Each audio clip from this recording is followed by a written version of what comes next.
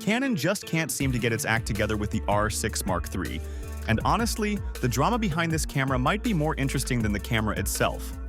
We're talking multiple delays, conflicting leaks about the sensor resolution, price hikes blamed on tariffs, and a release date that keeps sliding further into oblivion.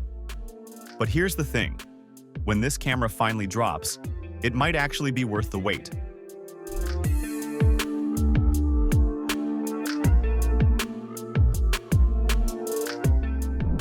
Let's talk about the elephant in the room first.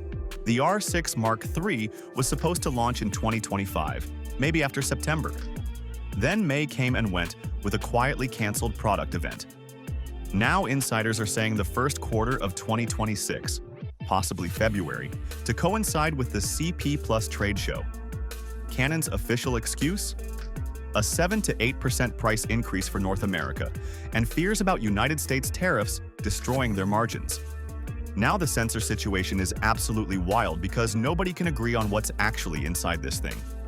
One camp swears it's a 24-megapixel stacked CMOS sensor with reading speeds somewhere between the flagship R1 and the R5 Mark II. Another source claims 30 megapixels full frame. Then you've got people saying 32 megapixels derived from the Cinema EOS C50. This isn't just normal pre-launch confusion. This suggests Canon might be testing multiple prototypes or deliberately flooding the rumor channels with misinformation. What we can be more confident about is the processing muscle.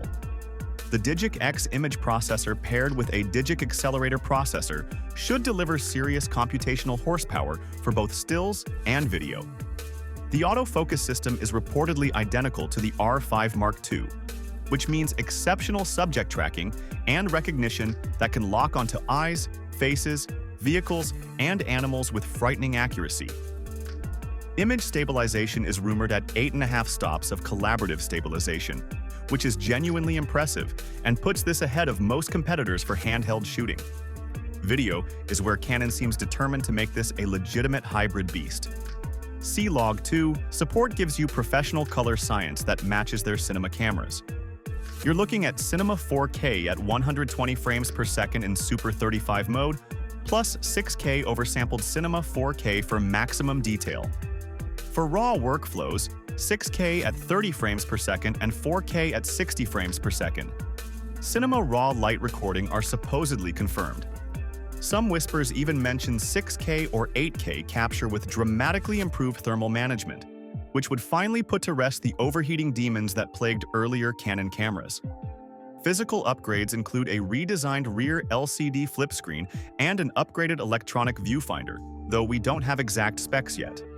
In-camera neural network noise reduction should help with high ISO shooting, and dual-band Wi-Fi means faster transfers and more reliable remote control. You're also getting 14-bit 30 frames per second raw burst shooting with the electronic shutter, which is absolutely bonkers for capturing fast action. The price point is expected somewhere north of the R6 Mark II's $2,499 launch, but ideally under $3,000. Industry analysts are throwing around $2,700 as the sweet spot to stay competitive with Sony's A7 Mark V.